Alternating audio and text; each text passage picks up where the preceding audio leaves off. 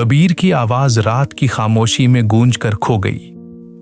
मीरा, क्या तुम अंदर हो?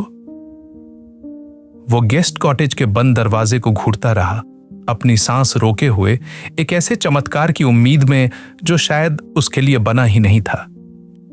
1 सेकंड, 10 सेकंड, 1 मिनट। दरवाजा बंद रहा, कोई बाहर नहीं आया। कोई परफेक्ट मीरा उसके टूटे हुए दिल को जोड़ने के लिए नहीं आई।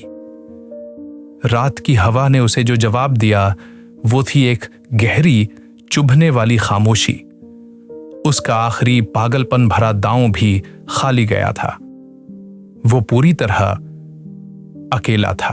हार कर वो वापस मुड़ा और मेन विला के ठंडे अंधेरे में समा गया। उधर गेस्ट कॉटेज के अंदर असली कबीर के जाने के बाद एक भारी चुप्पी पसर गई थी। मीरा सोफे पर सिकुड़ कर बैठी थी। उसकी नजरें उस बंद दरवाजे पर टिकी थीं। उसका दिल अपराध बोध से भारी हो रहा था। उसने अपने पति को उस हालत में देखा था जिस हालत में उसने उसे पहले कभी नहीं देखा था। हारा हुआ, टूटा हुआ। तभी हमशक्ल कबीर उसके पास आया, पर उसे छुआ नहीं। वो बस उसके पास जमीन पर बैठ गया, उसे वो स्पेस दिया जिसकी उसे जरूरत थी। तुम्हें बुरा लग रहा है? ये सवाल नहीं था, एक बयान था। मीरा ने धीरे से सर हिलाया। मैंने उसे बहुत दुख पहुंचाया। मीरा ने दुखी आवाज में हमशक्ल कबीर से कहा। तुमने उसे दुख नहीं पहुंचाया मीरा।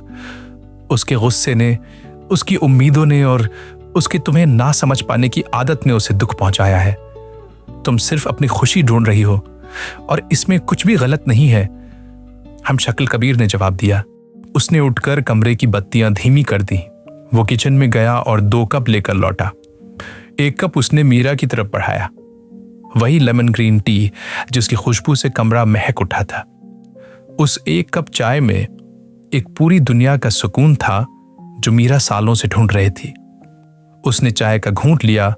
हमशक्ल कबीर ने उसकी पसंदीदा गजलें फिर से लगा दी थी, बिल्कुल हल्के वॉल्यूम पर। माहौल में कोई तनाव नहीं था, कोई शिकायत नहीं थी, कोई उम्मीदों का बोझ नहीं था, सिर्फ शांति थी। मीरा ने नजर उठाकर उसे देखा। वो उसे ही देख रहा था। उसकी आंखों में एक ठहराव था, एक प्यार था जो बेशर्त था। क्यों वापस जाना है उस लड़ाई में, उस गुस्से में, उस अकेलेपन में? तुम जानती हो कि अगर तुम वापस गई तो सुबह फिर वही सब शुरू होगा, वही सवाल, वही इल्जाम। हमशक्ल कबीर मीरा के थोड़ा और करीब आया। यहीं रुक जाओ मीरा, आज रात बस यहीं रुक जाओ। तुम्हें कुछ कहने या करने की जरूरत नहीं है, बस इस सुकून में रहो। तुम ये डिजर्व करती हो।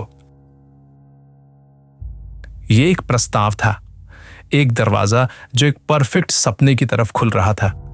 मीरा ने उसकी तरफ देखा। उसके चेहरे पर वो शांति थी जिसे वो तरस गई थी। फिर उसकी नजरें खिड़की की तरफ घूमी। खिड़की के पार, लॉन के उस तरफ, मेन विला अंधेरे में डूबा एक साया जैसा लग रहा था। एक खामोश, टूटा हुआ साया जहां उसका पति अकेला था। एक तरफ एक खूबसूरत सपना था और दूसरी तरफ एक टूटी हुई हकीकत। और बीच में खड़ी थी मीरा, अपने सबसे बड़े फैसले के साथ। क्या वो उस सपने को चुनेगी जिसे उसने हमेशा चाहा था, या उस हकीकत की तरफ लौटेगी जिसे उसने कभी अपना कहा था?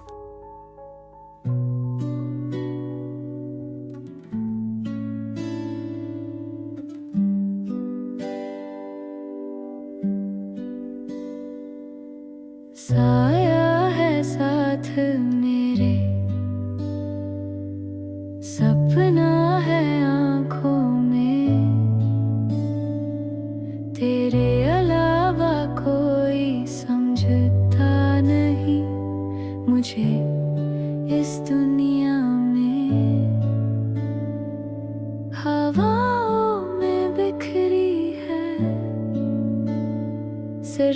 तेरी ही मुस्कुराहटें, रोई थी मैं रात भर,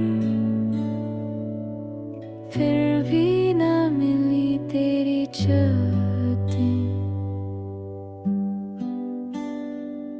तू पास है मेरे, फिर भी लगता मुझे दूर क्यों।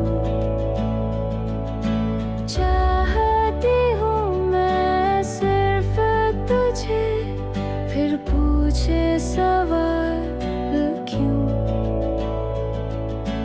पलकें भीग गई ख्वाहिशों की बारिश में,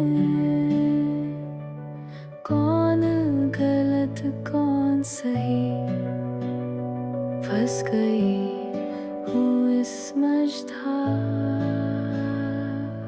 में।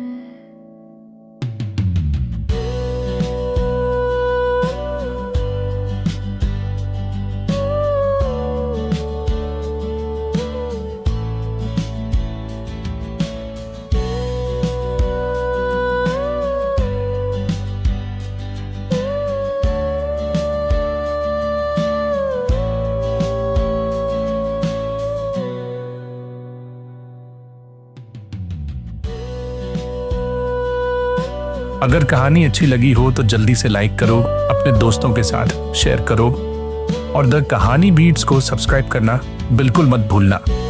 साथ ही बेल आइकन भी दबा दो ताकि जब भी नई कहानी आए सबसे पहले आपको मिले। धन्यवाद दोस्तों, सुनते रहिए हमारी कहानियाँ।